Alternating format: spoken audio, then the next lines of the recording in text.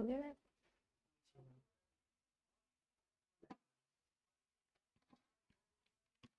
Good morning to all of you. आप सभी का बहुत बहुत स्वागत है। उम्मीद करती हूँ आप सभी बहुत अच्छे होंगे। सभी बच्चे जल्दी से लाइव आ जाइए और चलिए सेशन को शुरू करते हैं। तो प्यारे बच्चों, सबसे पहले तो हैप्पी न्यू ईयर, क्योंकि नए साल में आप लोगों की यह पहली क्लास है, ठीक है। तो इसलिए हैप्पी न्यू ईयर सभी बच्चों को। जल्दी से सभी बच्चे आ जाएंगे और सेशन को हम सभी शुरू करेंगे।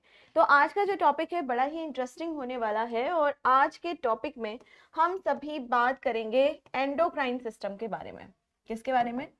हम सभी बात करेंगे एंडोक्राइन सिस्टम के बारे में, और हिंदी में इसे कहा जाता है अंतःस्रावी तंत्र।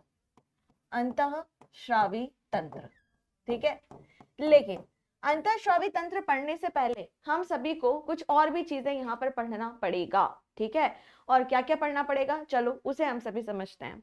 तो सबसे पहले हमें पढ़ना पड़ेगा ग्लैंड्स के बारे में। किसके बारे में? ग्लैंड्स के बारे में, ग्रंथियों के बारे में, कि ग्रंथियां क्या होती हैं, ठीक है। और इनसे जो रसायन निकलता है वह कौन कौन सा हो सकता है और हमारे शरीर में वह किस तरीके से यहाँ पर कार्य करेगा। ओके बच्चों, तो चलो शुरू करते हैं। तो सबसे पहले हम लोग शुरू करते हैं ग्रंथियों के बारे में कि ग्लैंड्स क्या होती हैं, ठीक है। तो पहले समझो, फिर एक एक करके मैं इसको यहाँ पर लिखवाती हूँ। तो देखो बेटा, ग्रंथियां क्या होती हैं, ग्लैंड्स क्या होती हैं, चलो इसे समझते हैं। ग्रंथियों की अगर हम बात करते हैं तो जो भी ग्रंथियां होंगी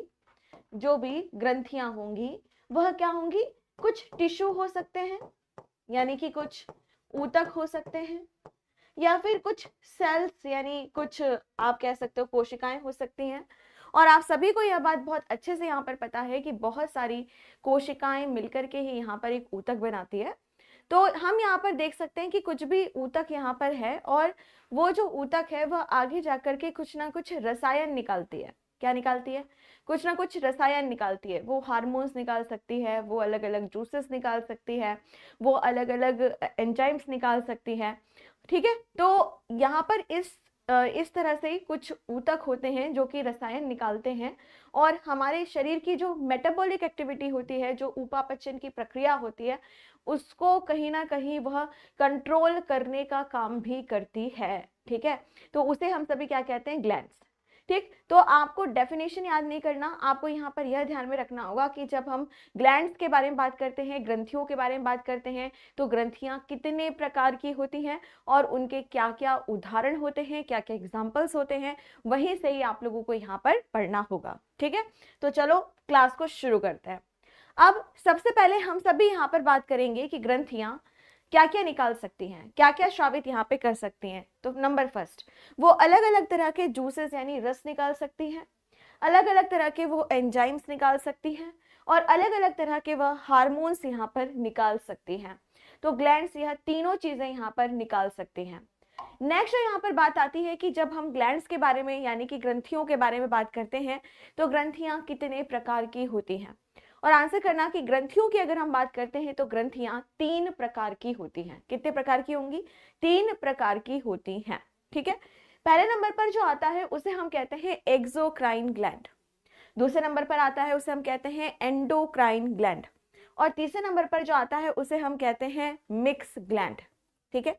हिंदी में भी समझते हैं। एक होता है बाह्यस्रावी ग्रंथि, ओके बच्चों, दूसरा होता है अंतःस्रावी ग्रंथि, ठीक, और तीसरे नंबर पर होता है मिश्रित ग्रंथि।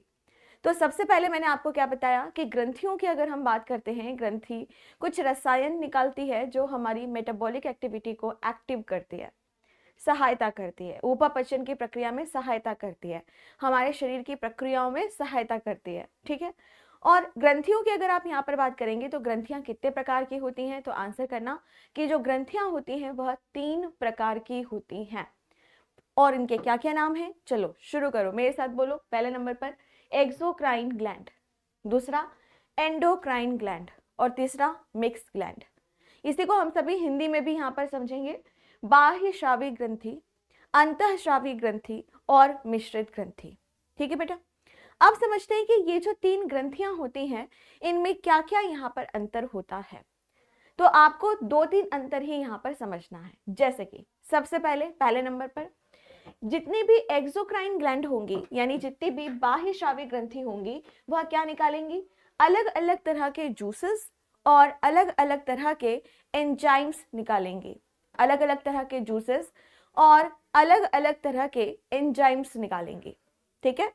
और यहाँ पर आपको यह ध्यान में रखना पड़ेगा कि जब हम बाह्य श्रावी के बारे में बात करते हैं ना, तो मान लो कि ये हमारे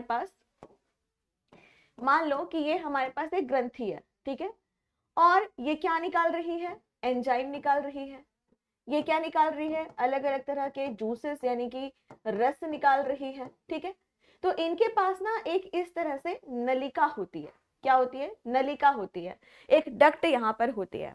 तो इनको अपना जो भी रसायन जहां पर भी पहुंचाना होता है, अपना रस, अपना एंजाइम, अपना केमिकल जहां पर भी इनको पहुंचाना होता है, वह डक्ट के माध्यम से यानी कि नली के माध्यम से बहुत ही आसानी से पहुंचा देती है, ठीक है। तो हमने सबसे पहले यहाँ पर क्या समझा, चलो मैं आपको बताती हूँ कि एक्सोक्राइन को हम सभी हिंदी में कहते हैं बाह्य श्रावी ग्रंथि। और बाह्य श्रावी ग्रंथि की अगर हम बात करें तो यह रस और एंजाइम निकालती है और इसके पास नलिकाएं होती हैं यानी कि डक्ट यहाँ पर होती है, जिसके माध्यम से यह अपने रसायन को जहां पर भी पहुंचाना होता है वहां पर बहुत ही आसानी से पहुंचा देती है, ठीक है। ओके, चलो अब आगे बढ़ते हैं यहाँ पर नेक्स्ट पॉइंट की तरफ। नेक्स्ट जो हमारा यहाँ पे पॉइंट बनता है वो आएगा अब एंडोक्राइन ग्लैंड, जिसको हम सभी कहते हैं अंतःस्रावी ग्रंथि।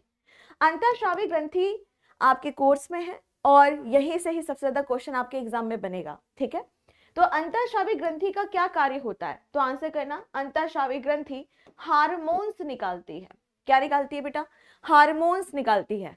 पहले वाली क्या निकाल रही थी? एंजाइम और जूसेस। ये क्या निकालती है? तो आंसर करना कि यह हार्मोन्स निकालती है। और साथ में आपको यह भी ध्यान में रखना पड़ेगा कि यह कैसी होती है? नलिका विहीन होती है। इनके पास कोई भी डक्ट नहीं होता, इनके पास कोई भी नलिका नहीं होती है, कोई भी डक्ट नहीं होती है। और इनका जो हार्मोन निकलेगा फिर वह टारगेट तक कैसे पहुंचेगा? जहां पर उनको जाना चाहिए वहां तक वह कैसे पहुंचेगा? तो ये बड़ी समस्या का विषय हो जाता है। तो आप सभी को यहाँ पर ध्यान में रखना पड़ेगा कि उस समय यह अपने रसायन को ब्लड में छोड़ देता है, ठीक है। और आप सभी को ये बात पता है कि जो ब्लड है वह क्या है? सर्कुलेशन करता है, परिसंचरण करता है, यानी जो भी ऑक्सीजन हो, कार्बन डाइऑक्साइड हो, कोई भी रसायन हो, कोई भी केमिकल हो, उसको पूरे की पूरे बॉडी में पहुंचाएगा, है ना। तो इसी वजह से क्या होता है कि जो अंतःस्रावी ग्रंथियां होती हैं वह हार्मोन्स निकालती है और इनके पास कोई भी नलिका तो नहीं है, कोई भी डक्ट इनके पास नहीं है। तो ये क्या करेगी? अपने हार्मोन को ब्लड में डाल देती है।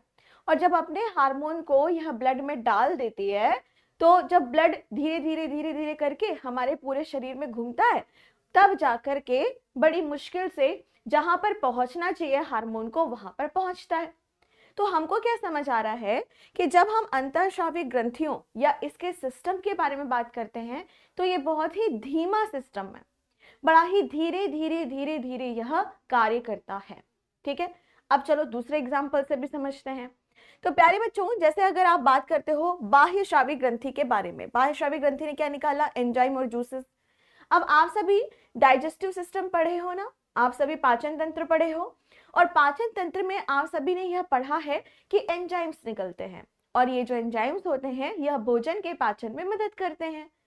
दिन भर में आप लोग 3 से 4 बार तो खा ही लेते हो, चलो 2 टाइम तो खाते ही होगे, सुबह का खाना और रात का खाना, है ना। तो यहाँ पर आप क्या देख रहे हो कि जब कभी भी आपने खाना खाया, खाना आपका पच गया, कंप्लीट डाइजेशन के लिए लगभग 8 घंटे पर्याप्त होते हैं, 6 से 8 घंटे पर्याप्त होते हैं, ठीक है। पर कभी कभी आपने देखा होगा कि अगर आप कोई भारी काम कर रहे हैं तो 3-4 घंटे में फिर से भूख भी लगने लगती है। इसका ये मतलब है कि जब हम एंजाइम्स के बारे में बात करते हैं, यानी जब हम यहाँ पर बाह्य श्रावी यानी एक्सोक्राइन ग्लैंड्स के बारे में बात करते हैं, तो इनका सिस्टम बड़ी ही जल्दी जल्दी यहाँ पर काम करता है।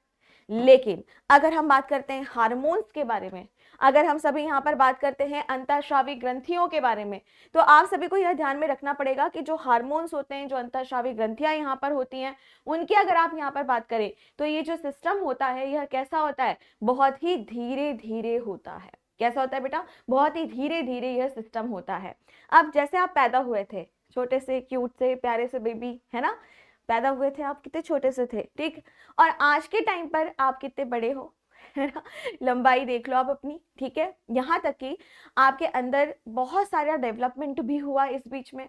तो ऐसा नहीं था ना कि जब आप पैदा हुए तो पैदा होते ही एक दिन के अंदर तुम इतने बड़े हो गए, ऐसा नहीं था ना, बिल्कुल भी नहीं था।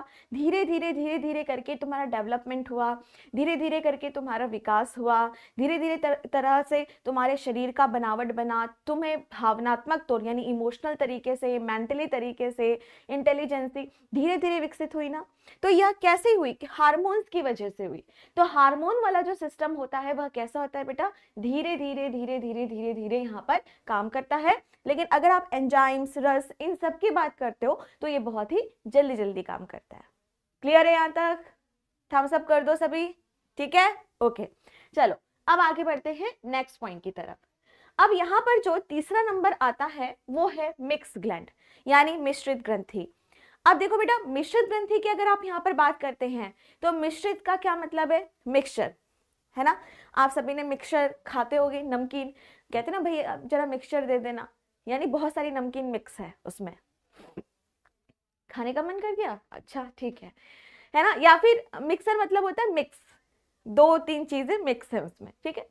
तो अब हम यहाँ पर बात करते हैं मिश्रित ग्रंथि। मिश्रित ग्रंथि नाम से ही पता चल रहा है कि एक ऐसी ग्रंथियां यहाँ होंगी जो अलग अलग तरह के रस निकालेगी, अलग अलग तरह के एंजाइम्स निकालेगी, और साथ में ही आपको यह भी यहाँ पर ध्यान में रखना पड़ेगा, ठीक है, यह भी आप लोगों को ध्यान में यहाँ पर रखना पड़ेगा कि हार्मोन्स। अच्छा, एक बच्चा कह रहा है कि मैम आज तक आप हार्मोन्स पढ़ाए ही नहीं है तो समझ नहीं आया है। हार्मोन्स आज चैप्टर शुरू हो तो रहा है बेटा, थोड़ा सा क्या कर रहे हो, पढ़ने वाले बच्चे हो फिर भी कॉमन सेंस नहीं लगा रहे हो, गलत बात है, ठीक है। चलो, तो यहाँ पर हम सभी क्या देखेंगे अब, मिक्स ग्लैंड, मिश्रित ग्रंथि। और मिश्रित ग्रंथि की अगर हम बात करें तो मिश्रित ग्रंथि का मतलब है कि वह जूसेस यानी कि रस भी निकाल रहा है, एंजाइम भी निकाल रहा है, हार्मोन्स भी निकाल रहा है, सब कुछ निकाल रहा है, ठीक है, सब कुछ निकाल रहा है। और उसी को हम सभी यहाँ पर क्या कहते हैं, तो आंसर करना, मिक्स ग्रंथि यहाँ पर कहते हैं, मिश्रित ग्रंथि उसको यहाँ पर कहते हैं। और हमारे शरीर की अगर आप यहाँ पर बात करते हो बेटा, तो हमारे शरीर में जो मिश्रित ग्रंथि होती है वह कौन सी है, अग्नाशय यानी कि पेनक्रियाज होती है। तो कभी भी अगर आपसे यह प्रश्न पूछा जाए कि मिश्रित ग्रंथि का उदाहरण यहाँ पर बताइए, तो आपको क्या यहाँ पर आंसर करना है कि जो अग्नाशय होता है, जो पेनक्रियाज होता है, वह मिश्रित ग्रंथि यहाँ पर होती है, ठीक है। तो आपके जो सिलेबस में ना सबसे ज्यादा जो फोकस किया गया है वह एंडोक्राइन ग्लैंड यानी अंतःस्रावी ग्रंथियों के ऊपर फोकस किया गया है, ठीक है। और इन्हीं से ही सबसे ज्यादा प्रश्न आपके एग्जाम में पूछा जाता है, सिलेबस में भी यही मेंशन्ड है। लेकिन साथ में मैं आपको बताती हूँ कि बाह्यस्रावी ग्रंथियों के उदाहरण के ऊपर भी प्रश्न है, ठीक है। तो मैं आपको बताऊं यहाँ पर कि आपके कोर्स में एक्सोक्राइन ग्लैंड यानी कि बाह्यस्रावी ग्रंथि नहीं है, लेकिन जब आप प्रीवियस ईयर देखोगे ना तो एक दो क्वेश्चन उसके उदाहरण से यहाँ पर आए हुए हैं, ठीक है। तो हम लोग क्या करते हैं, इसके उदाहरण क्या क्या होते हैं उनको समझ लेते हैं, ठीक है बच्चों, ओके। चलो तो शुरू करते हैं। तो सबसे पहले हम बाह्यस्रावी ग्रंथियों के उदाहरण की बात यहाँ पर करेंगे, ठीक है।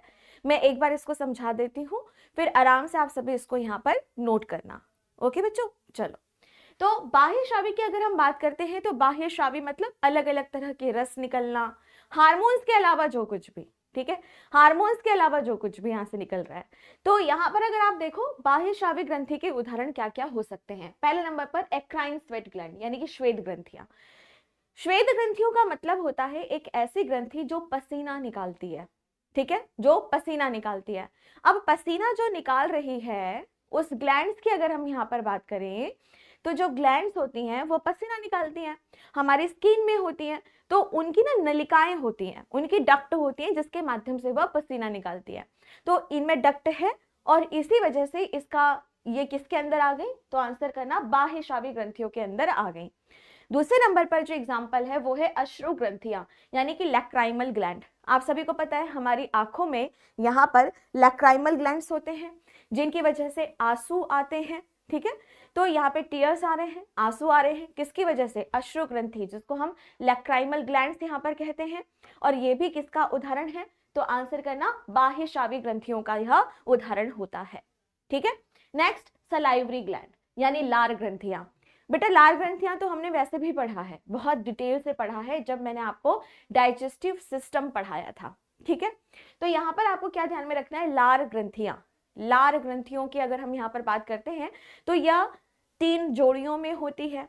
याद आया, पैरोटिड ग्लैंड, सबमैंडिबुलर ग्लैंड और सबलिंगुअल ग्लैंड, याद आया होगा। और उनसे एक डक्ट, एक नलिका निकलती है जो कि लार को लेके, सलाइवा को लेकर के हमारी ओरल कैविटी यानी मुख गुहा तक पहुंचती है, ठीक है। तो लार ग्रंथियां लार निकालती है। नेक्स्ट आता है ममेलरी ग्लैंड, दुग्ध ग्रंथियां। अब ममेलरी ग्लैंड की अगर हम बात करें, दुग्ध ग्रंथियों की अगर हम बात करें, तो आप सभी को यह बात पता होनी चाहिए कि हम सभी मैमल्स हैं, हम सभी स्तनधारी प्राणी हैं।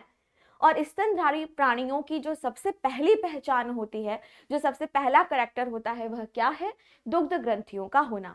तो कई बार ना कुछ बच्चे मेरे से पूछते हैं कि मैम ये बताओ कि कोई अगर यहाँ पर स्त्री है, कोई यहाँ पर पुरुष है, तो क्या सिर्फ स्त्रियों में ही ममेलरी ग्लैंड होती है, पुरुषों में नहीं होती है? तो उनको हम क्यों रखते हैं मैमल्स के अंदर, क्यों रखते हैं हम स्तनधारी प्राणियों के अंदर? तो बेटा ध्यान से सुनो, ममेलरी ग्लैंड दोनों में होगी, स्त्रियों में भी होगी और पुरुषों में भी होती है, लेकिन पुरुषों में वह विकसित नहीं हो पाती है, ज्यादा विकसित नहीं होती है। जबकि स्त्रियों की अगर आप बात करते हो, फीमेल बॉडी की अगर आप बात करते हो, तो उसमें बहुत ज्यादा यह विकसित होती है, ठीक है। और क्यों होती है? क्योंकि आगे जाकर के उनको माँ बनना है, बेबी रिप्रोड्यूस करना है और उसको फीड, उसको पोषण भी देना है, दूध भी पिलाना है। तो इसी वजह से जब हम फीमेल बॉडी के बारे में बात करते हैं, जब हम स्त्रियों के शरीर के बारे में बात करते हैं, तो वहां पर ममेलरी ग्लैंड ज्यादा विकसित होती है, ज्यादा डेवलप्ड होती है, ठीक है। बाकी होगी दोनों में, ओके। तो इस चीज को ध्यान रखना। अच्छा, एक बच्चे ने पूछा कि मैम क्या जो एक्राइमल स्वेट ग्लैंड होती है वह विंटर में वर्क नहीं करती? ऐसा बिल्कुल नहीं है, करती है, वर्क करती है। पर गर्मी में पसीना बेटा हमें इसलिए ज्यादा निकलता है क्योंकि जो स्वेट ग्लैंड होती है ना, पसीना के माध्यम से भी टेम्परेचर को मेंटेन किया जाता है, ठीक है। तो यह, चलो अब आगे बढ़ते हैं यहाँ पर, ठीक है।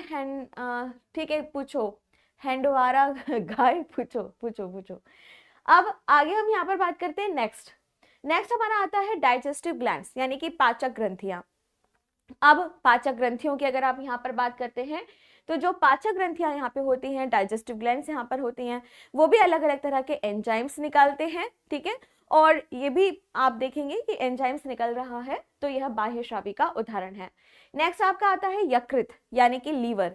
लीवर की अगर आप बात करते हो तो आप सभी को मैंने बहुत अच्छे से पढ़ाया है कि ये क्या निकालता है, बाइल जूस निकालता है, पित्त रस निकालता है। क्या निकालता है बेटा? पित्त रस निकालता है, बाइल जूस यह निकालता है, ठीक है। तो यकृत भी किसका यहाँ पर उदाहरण हो गया? तो आंसर करना कि यह भी बाह्यस्रावी यानी एक्सोक्राइन ग्लैंड का यहाँ पर एग्जाम्पल हो गया, ठीक है।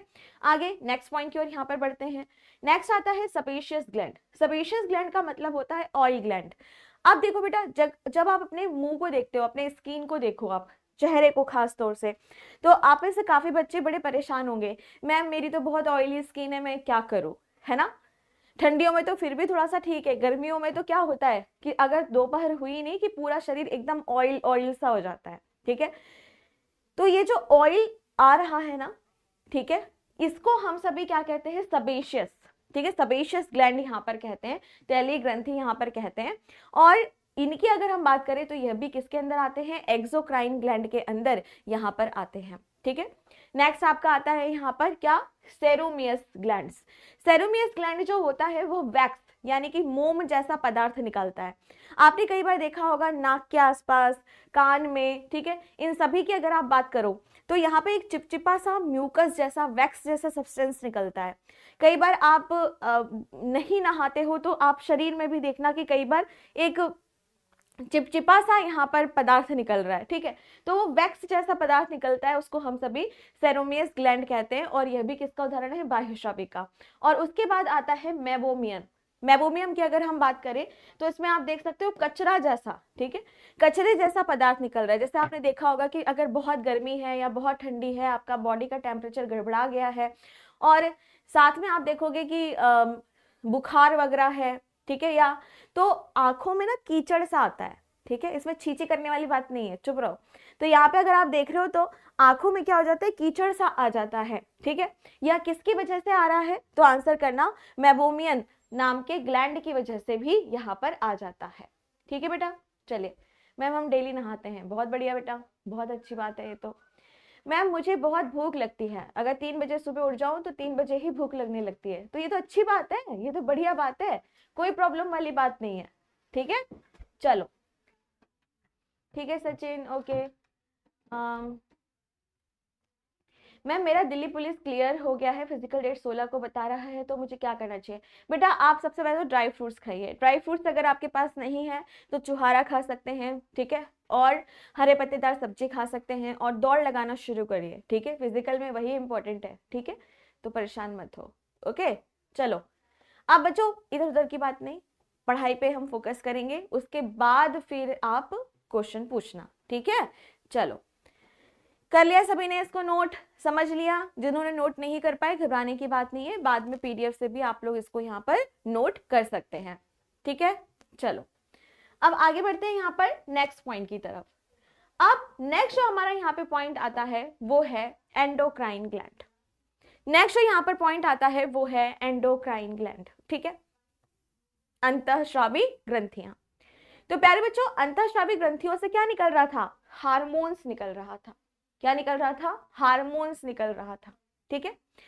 अब हम उन ग्रंथियों के बारे में बात करेंगे जिनसे हार्मोन्स निकलता है, क्या निकलता है, जिनसे हार्मोन्स निकलता है। चलो तो शुरू करते हैं यहाँ पर सबसे पहले पहले नंबर पर कि क्या क्या उदाहरण यहाँ पर हो सकते हैं। नंबर फर्स्ट, पहले नंबर पर जो आता है वो है हमारा हाइपोथैलेमस, ठीक है।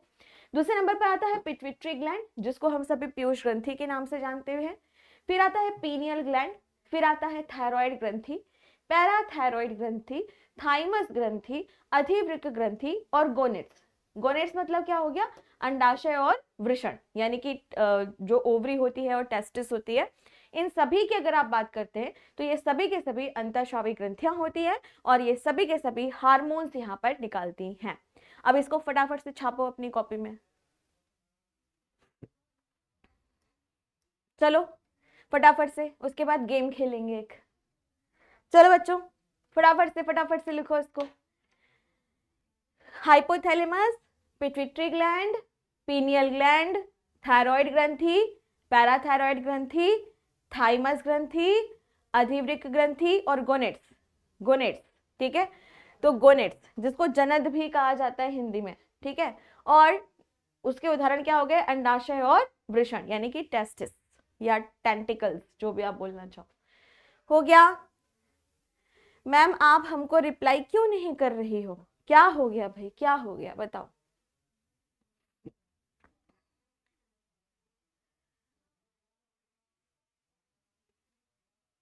ठीक है ओके बच्चों, चलो तो शुरू करते हैं यहाँ पर। मैम हैंड और फूट में भी ज्यादा स्वेटिंग आती है विंटर ही नहीं हमेशा ही आती है प्रीति, क्योंकि जो हमारी स्वेट ग्लैंड्स होती है ना वो हमारी हथेलियों में और हमारे तलवे में, मतलब पैर के निचले हिस्से में काफी ज्यादा होती है। खासतौर से अगर आप अपने हाथों के बारे में बात करो तो सबसे ज्यादा स्वेट ग्लैंड, सबसे ज्यादा पसीने वाली ग्रंथि हमारी हथेलियों में ही होती है।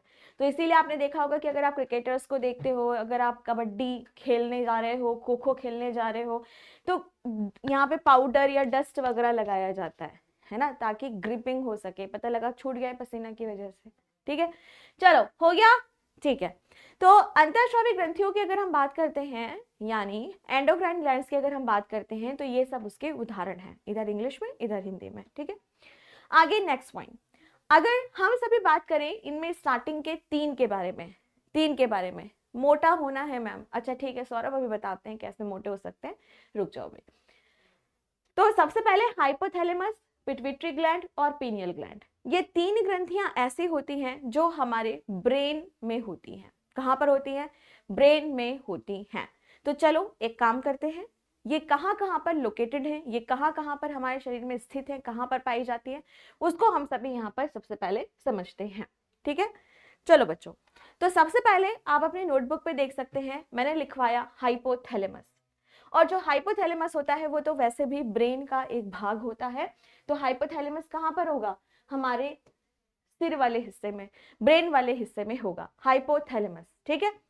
हाँ अभी गेम खिलवाएंगे, रुक जाओ दूसरे नंबर पर हम बात करेंगे पीनियल ग्लैंड। क्या? Pineal gland. और जो पीनियल ग्लैंड होगा वो भी कहां पर होगा? तो आंसर करना कि जो पीनियल ग्लैंड होगा वो भी हमारे ब्रेन वाले हिस्से में ही होगा। और तीसरे नंबर पर हम सभी बात करेंगे पिट्यूटरी ग्लैंड, यानी कि पीयूष ग्रंथि। और पीयूष ग्रंथि की अगर आप बात करो तो पीयूष ग्रंथि भी यहाँ पर कहां पर होगी? तो आंसर करना हमारे ब्रेन वाले हिस्से में ही होगी। ठीक है, तो चलो शुरू हो जाओ। हाइपोथैलेमस कहां पर है? सभी बच्चे बताओ, हाइपोथैलेमस कहां पर है? हमारे ब्रेन वाले हिस्से पे। ठीक है, कॉपी किताब साइड में रखो, जैसे जैसे जहां जहां मैं बता रही हूँ वहां वहां टच करना है। ठीक है, तो सबसे पहले हाइपोथैलेमस कहां पर है? हमारे ब्रेन वाले हिस्से में। ठीक है, दूसरे नंबर पर पीनियल ग्लैंड कहां पर है? हमारे ब्रेन वाले हिस्से में। ठीक है, फिर नेक्स्ट तीसरे नंबर पर पिट्यूटरी ग्लैंड कहां पर है? हमारे ब्रेन वाले हिस्से में। समझ आ गया यहां तक? ओके, अब गले के पास पहुंचते हैं। ठीक है, गले की अगर आप यहां पर बात करते हो तो गले में आपको दो ग्रंथियां दिखती हैं, दो ग्लैंड्स यहां पर दिखती हैं। कौन कौन सी? थायराइड और पैराथायराइड। तो आपसे पूछा जाएगा कि पैराथायराइड ग्लैंड कहां पर है और थायराइड ग्लैंड कहां पर है? हमारे गले वाले हिस्से में। ठीक है, सभी बच्चे यहां पे इशारा करो, कहां पर है? हमारे गले वाले हिस्से में। ठीक, ओके, क्लियर है? ओके, अब आगे हम यहां पर बढ़ते हैं नेक्स्ट। अब हम पहुंचे अपने छाती के पास। कहां पर पहुंचे अब हम अपने यहां पर? छाती के पास। तो गले वाले में क्या था? थायराइड और पैराथायराइड, है ना। अब छाती वाले हिस्से में पहुंचे। छाती वाले हिस्से में कौन सी ग्लैंड होगी? Thymus gland. कौन सी होगी? Thymus gland. छाती वाले हिस्से में कौन सी होगी? Thymus gland. ओके बेटा, समझ आ गया? ठीक है, अब थोड़ा नीचे पहुंचे। अब हम यहां पर पहुंचे अपनी किडनी के ऊपर वाले भाग में। किडनी के ऊपर वाले भाग में, किडनी के ऊपर वाले भाग में क्या पाया जाता है? अधिवृक्क ग्रंथि, यानी कि एड्रिनल ग्लैंड। तो कमर वाले हिस्से में क्या पाया जा रहा है? तो आंसर करना, कमर वाले हिस्से में पाया जाता है अधिवृक्क ग्रंथि, यानी कि एड्रिनल ग्लैंड। ठीक है बेटा, समझ आ गया? अब हम बात करेंगे गोनेड्स के बारे में। गोनेड्स को हिंदी में जनद भी कहा जाता है। गोनेड्स को हिंदी में जनद भी कहा जाता है। जनद का मतलब होता है, यानी जो गोनेड्स का मतलब होता है एक ऐसी ग्रंथि जो ग्रंथि की तरह तो काम कर ही रही है, हार्मोन्स निकाल रही है, लेकिन साथ में वह रिप्रोडक्टिव सिस्टम का भी भाग है, वह प्रजनन तंत्र का भी एक भाग है। तो प्यारे बच्चों, अगर आप बात करो यहाँ पर किसके बारे में? अंडाशय और वृषण यानी टेस्टिस के बारे में, तो यह क्या है आपका? Reproductive system.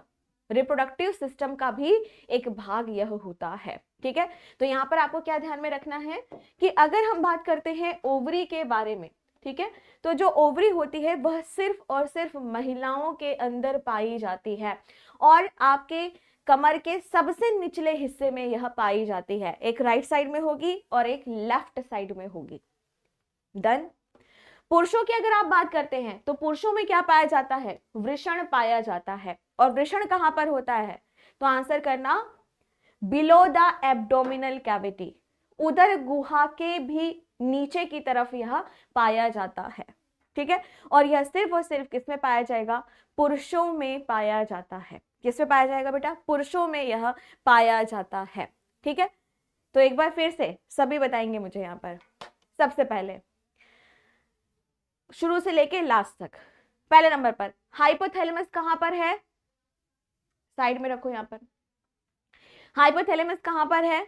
हमारे ब्रेन में। ठीक है, ब्रेन में। दूसरे नंबर पर पीनियल ग्लैंड कहां पर है? हमारे ब्रेन में।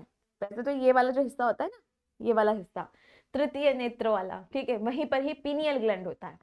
फिर आपका आ जाता है पीयूष ग्रंथि कहां पर है, यानी पिट्यूटरी ग्लैंड कहां पर है? हमारे ब्रेन में। गले में कौन कौन सी ग्रंथि है? Thyroid and parathyroid. Thyroid and parathyroid. ठीक है, छाती में कौन सी ग्रंथि है? Thymus gland. कौन सी ग्रंथि है बेटा? Thymus gland. किडनी के ऊपर कौन सी ग्रंथियां हैं? अधिवृक्क ग्रंथियां, यानी कि एड्रिनल ग्लैंड। बहुत अच्छे। ओवरी कहां पर है? लोअर एब्डोमेन, यानी उदर गुहा, हमारा जो पेट वाला हिस्सा होता है उसके सबसे निचले हिस्से में, एक राइट साइड में एक लेफ्ट साइड में क्या पाया जा रहा है? ओवरी पाई जा रही है। क्या पाई जा रही है बेटा? ओवरी पाई जा रही है, ठीक है। और फिर सबसे लास्ट क्या आता है? वृषण। वृषण मतलब टेस्टिस या टेंटिकल, ये कहां पर पाए जाएंगे? तो आंसर करना कि ये बिलो द एब्डोमिनल कैविटी, उदर गुहा के भी नीचे बाहर की तरफ यह पाए जाते हैं। डन, क्लियर है? तो ये कहां पर पाए जा रहे हैं, समझ आ गया? ठीक है बच्चा, यहां तक क्लियर है? अब चलो एक एक करके अब हम इसको यहां पर पढ़ना शुरू करेंगे। और सबसे पहले हम सभी कहां से शुरू करेंगे? हाइपोथैलेमस, कहेंगे हाइपोथैलेमस, ठीक है, हाइपोथैलेमस। चलो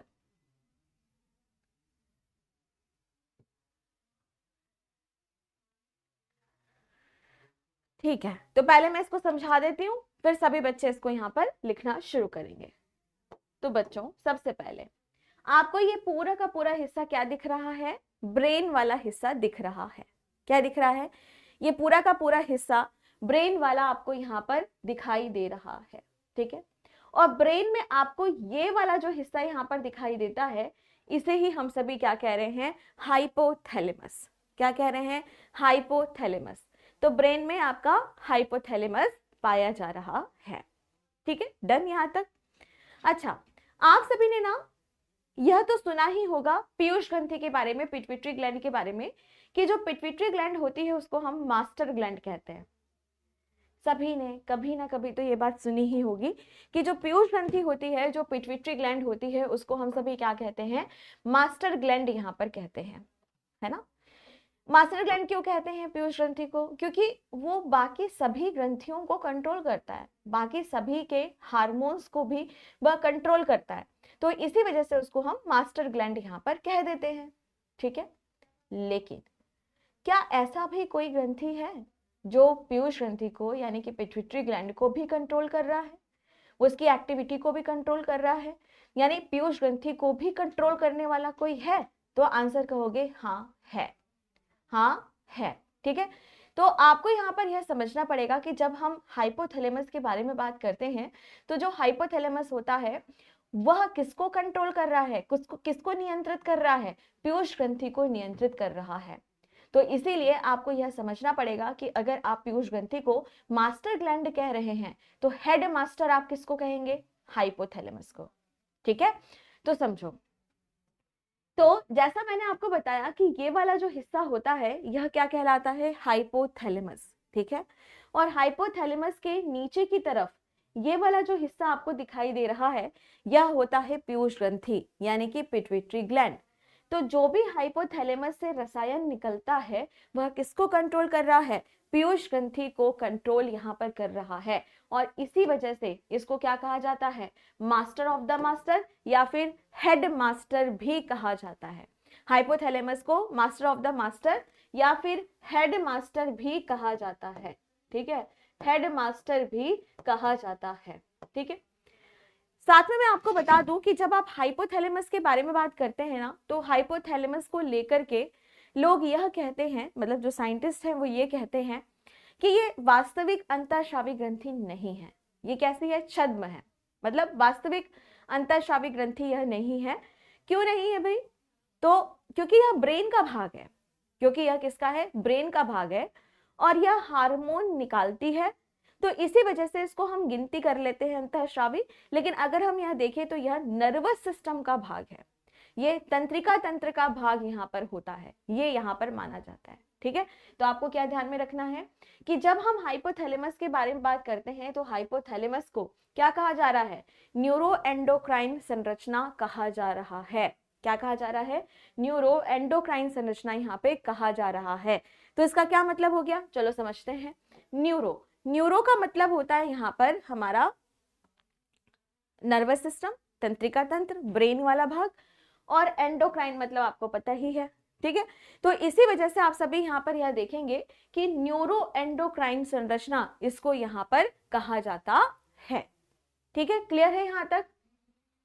ओके, अब आगे हम यहाँ पर बढ़ते हैं कि इसको हम स्यूडो एंडोक्राइन ग्लैंड भी कहते हैं, यानी छद्म अंतःस्रावी ग्रंथि भी कहते हैं, क्योंकि यह मस्तिष्क का एक भाग यहाँ पर होता है और जब हम यहाँ पर बात करते हैं हाइपोथैलेमस के बारे में, तो हाइपोथैलेमस को हम सभी हेड मास्टर या फिर मास्टर ऑफ द मास्टर के नाम से भी जानते हैं, क्योंकि यह पीयूष ग्रंथि को कंट्रोल करने का काम यहाँ पर करता है। चलो अब आगे समझते हैं यहाँ पर नेक्स्ट पॉइंट की तरफ। नेक्स्ट जो यहाँ पर पॉइंट बनता है वह ये कि इससे जो हार्मोन निकलता है उसको हम सभी न्यूरो हार्मोन कहते हैं। क्या कहते हैं उसको हम सभी यहाँ पर? न्यूरो हार्मोन कहते हैं। और जो न्यूरो हार्मोन होता है उसका क्या मतलब है? तो न्यूरो मतलब क्या हो गया? नर्वस सिस्टम से संबंधित, और हार्मोन्स तो निकल ही रहा है, ठीक है। तो यहाँ पर आप सभी को यह ध्यान में रखना होगा कि यहाँ से जो भी हार्मोन निकलेगा, हाइपोथैलेमस से जो भी यहाँ पर हार्मोन निकलेगा, वह क्या कहलाएगा? न्यूरो हार्मोन कहलाएगा। क्या कहलाएगा बेटा? न्यूरो हार्मोन वो यहाँ पर कहलाएगा, ठीक है। एक बार फिर से बता रही हूँ, ध्यान से सभी बच्चे सुनेंगे, आपस में बातचीत नहीं, ध्यान से सुनिए। सबसे पहले नंबर पर शुरू करते हैं। हाइपोथैलेमस की अगर आप यहाँ पर बात करते हो तो हाइपोथैलेमस कहाँ पर पाया जाता है? हमारे ब्रेन वाले हिस्से में पाया जाता है, ठीक है। दूसरे नंबर पर मस्तिष्क में पाया जाता है, ब्रेन में पाया जाता है। दूसरे नंबर पर कि यह एक एंडोक्राइन संरचना है। ये क्या है बेटा? एक एंडोक्राइन संरचना है। एंडोक्राइन संरचना का मतलब है, या जिसको आप कह सकते हो न्यूरो एंडोक्राइन, क्योंकि नर्वस सिस्टम से यह संबंधित है लेकिन यह हार्मोन निकालता है, इसी वजह से इसको हम न्यूरो एंडोक्राइन संरचना कहते हैं। या फिर हम इसे स्यूडो एंडोक्राइन ग्लैंड यानी छद्म अंतःस्रावी ग्रंथि या वास्तविक ग्रंथि नहीं है, ऐसा हम इसको कह देते हैं, ठीक है। जो भी हाइपोथैलेमस होता है उसके नीचे की तरफ हमको पीयूष ग्रंथि दिखाई देती है। पीयूष ग्रंथि को हम सभी मास्टर ग्लैंड कहते हैं, लेकिन इस मास्टर को भी चलाने वाला, इस मास्टर को भी कंट्रोल करने वाला जो हेडमास्टर होता है या मास्टर ऑफ द मास्टर होता है, वह कौन होता है? हाइपोथैलेमस ही होता है। और यहाँ से निकलने वाले जो हार्मोन्स होते हैं, उन सभी हार्मोन्स को न्यूरो हार्मोन कहा जाता है। क्या कहा जाता है बेटा? न्यूरो हार्मोन उनको यहाँ पर कहा जाता है, ठीक है। अब हम बात करते हैं कि यहाँ से निकलने वाले जो हार्मोन होते हैं, जो न्यूरो हार्मोन होते हैं, वह कौन कौन से हैं? यहाँ से निकलने वाले जो हार्मोन होते हैं, जो न्यूरो हार्मोन होते हैं, वह कौन कौन से होते हैं, ठीक है। तो जल्दी जल्दी से इसको पढ़ते हैं, टाइम हो रहा है हमारा। तो सबसे पहले यहाँ पर 6 हार्मोन के बारे में बात होगी, ठीक है। कितने? 6 हार्मोन्स, 6 हार्मोन्स के बारे में यहाँ पर हम बात करेंगे। और जिसमें अगर आप देखो तो लास्ट के जो 2 हार्मोन है ना, वो इंपॉर्टेंट है, पर हमें पढ़ना तो सब कुछ पड़ेगा, ठीक है। तो सबसे पहले नंबर पर जो हार्मोन आता है उसे हम कहते हैं TRH हार्मोन, और इसकी फुल फॉर्म होती है थायरोट्रोपिन रिलीजिंग हार्मोन। दूसरे नंबर पर आता है GnRH, जिसको हम सभी कहते हैं गोनेडोट्रोपिन रिलीजिंग हार्मोन। फिर आता है यहाँ पर GHRH, जिसे हम सभी कहते हैं ग्रोथ हार्मोन रिलीजिंग हार्मोन। और फिर आता है यहाँ पर CRH, जिसको हम सभी कहते हैं कोर्टिकोट्रोपिन रिलीजिंग हार्मोन, ठीक है। तो इसकी जो फुल फॉर्म है बेटा, वो लिखने के लिए आ जाती है, और साथ में पूछा जाता है कि ये कहाँ से निकल रहा है? हाइपोथैलेमस से ये यहाँ पर निकल रहा है। अब लास्ट के जो 2 हार्मोन है वो इंपॉर्टेंट है, और उसको हम सभी यहाँ पर सबसे पहले समझेंगे, ठीक है। जो यहाँ पर 5th नंबर पर निकलता है उसे हम कहते हैं सोमेटोस्टैटिन हार्मोन। क्या कहते हैं बेटा यहाँ पर? सोमेटोस्टैटिन हार्मोन, ठीक है। तो यहाँ से 2-3 क्वेश्चन आते हैं। पहला, सोमेटोस्टैटिन हार्मोन कहाँ से निकल रहा है? और आपको आंसर करना है हाइपोथैलेमस से निकलता है। कहाँ से निकलता है? हाइपोथैलेमस से निकलता है। इसका काम क्या होता है? तो चलो इसी को समझते हैं। आप सभी ने ग्रोथ हार्मोन पढ़ा है, सुना भी होगा। ग्रोथ हार्मोन, वृद्धि हार्मोन। वृद्धि हार्मोन यानी कि ग्रोथ हार्मोन कहाँ से निकलता है? आपके पीयूष ग्रंथि से निकलता है, पिट्यूटरी ग्लैंड से निकलता है, और वह आपकी मांसपेशियों को, आपकी बोन्स को, आपकी लंबाई, चौड़ाई, ऊंचाई सब बढ़ाने का कार्य वो करता है, ग्रोथ हार्मोन।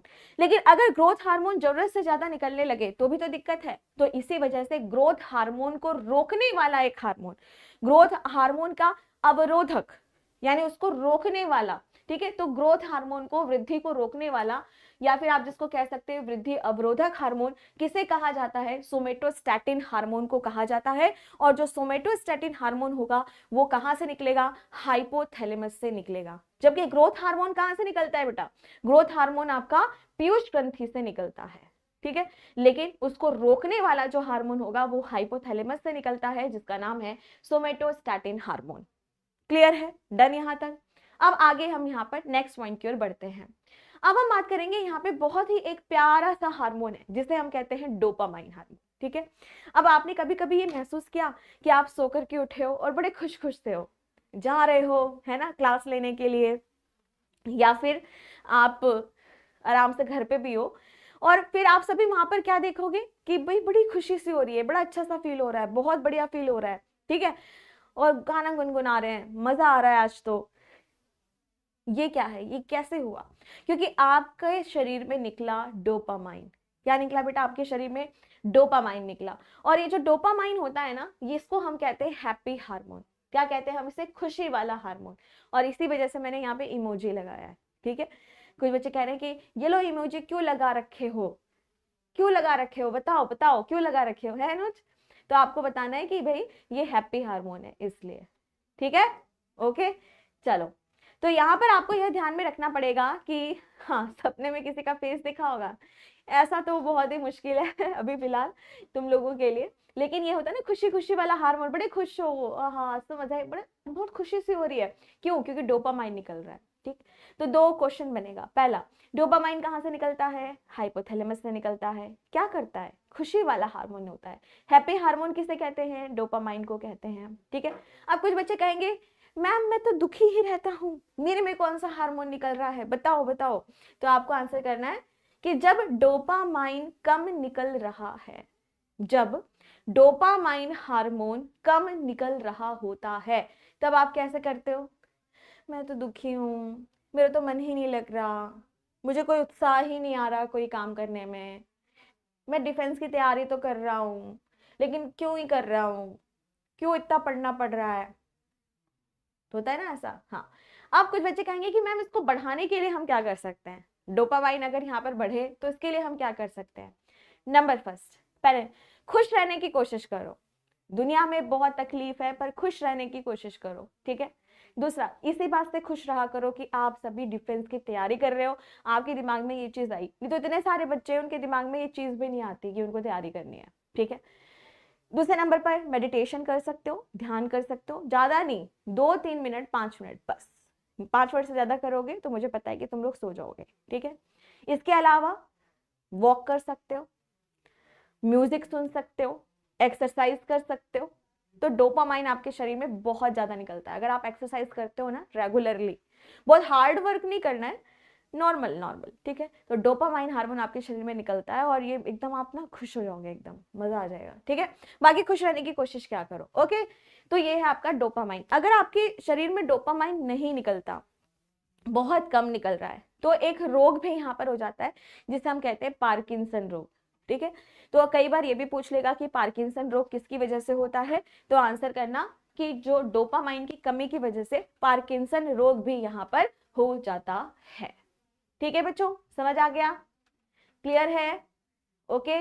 तो सभी को डोपामाइन बढ़ाना है ओके चलो ठीक है, बाकी मेरी क्लास में आ जाया करो, अपने आप डोपामाइन बढ़ जाएगा, ओके बेटा। इसके साथ ना और भी हार्मोन काम करते हैं, जैसे सेरोटोनिन करके एक हार्मोन होता है, वो भी काम करता है डोपामाइन के साथ, जिसकी वजह से आप बहुत ज्यादा खुशी रहते हैं। कुछ लोगों को देखा है बहुत उत्साहित रहते हैं, मैम ये कर ले, मैम ये खाने चले, वहां चले। कई लोग ऐसे बच्चे होते हैं ना, उनके अंदर डोपामाइन बहुत है। और कुछ ऐसे होंगे, अरे हाँ ना कर लेंगे, अरे तू जा। इसका मतलब क्या है? डोपामाइन कम है। समझ आ गया? ठीक है, ओके बच्चों, चलो। तो आज के सेशन को हम सभी इतना ही रखेंगे। कल इसके आगे मैं आप लोगों को पीयूष ग्रंथि पढ़ाऊंगी, तो सभी एक बार रिवाइज करके आना। और मुझे देख करके डोपामाइन मत निकालो बच्चों, रिलैक्स बच्चों। चलो ठीक है, अच्छी बात है लेकिन ये, ठीक है।